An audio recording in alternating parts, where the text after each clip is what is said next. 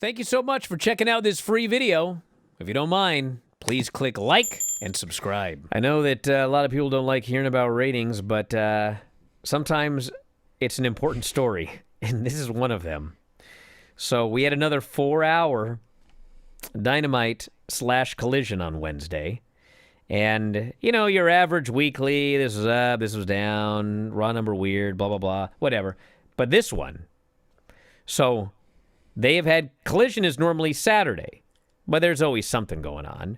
And so they put it before this, they put it before that, they put it after this, after that, they put it on Thursday, they've done, well, this week they decided we're going to just do 4 hours, last week, we're going to do 4 hours of AEW. So these are important numbers because they're trying to gauge how the show does wherever. Should it be moved permanently, maybe, you know? Well, for the second week in a row, while the show overall was down slightly from the week prior, man, that second 2 hours, when you compare that to what normally airs in that time slot, it's like, man, AEW in that time slot does way better. They were above the station average once again for 3.5 hours. And going 4 hours, I mean, they didn't have the normal collapse at the end of Dynamite that they usually have for the last segment and the last in the overrun. I mean, it did well. And then it stayed doing well for the third hour. It stayed doing well for the 3.5 hour mark.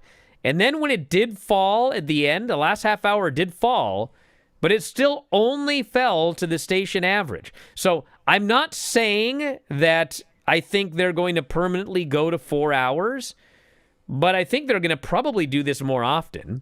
I mean, it's clearly not a failure. I mean, the Collision number, the Collision block, did 400,000 viewers in a .09. I mean, that's better than they're doing on Saturday night.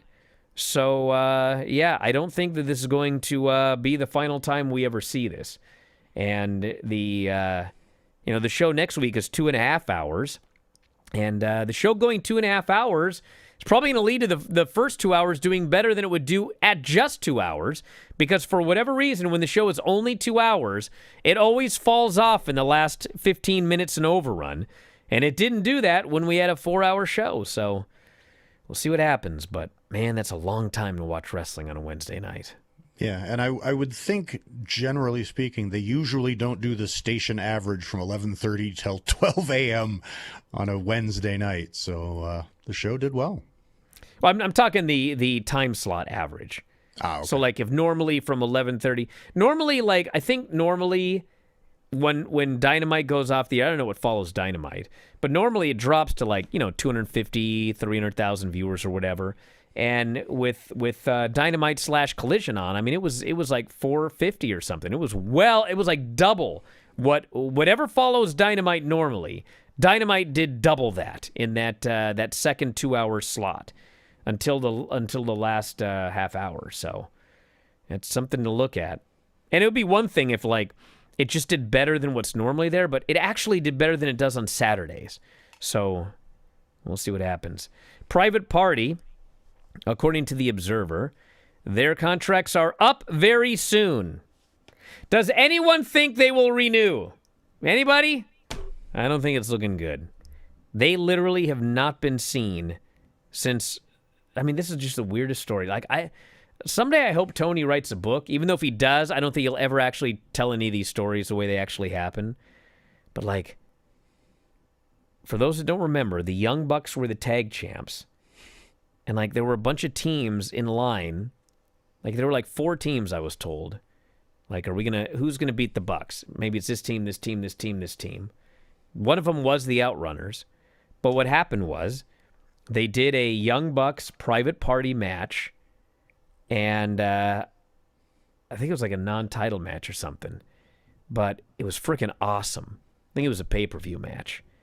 And Tony, it was like Bret Hart and what's his name? Tom Magee. Tom Magee. It was like Tony watched this match and went, oh my God, we got to put the belts on Private Party. And, like, the idea of the match was the Bucks were going to meet him and move on. Like, that was it.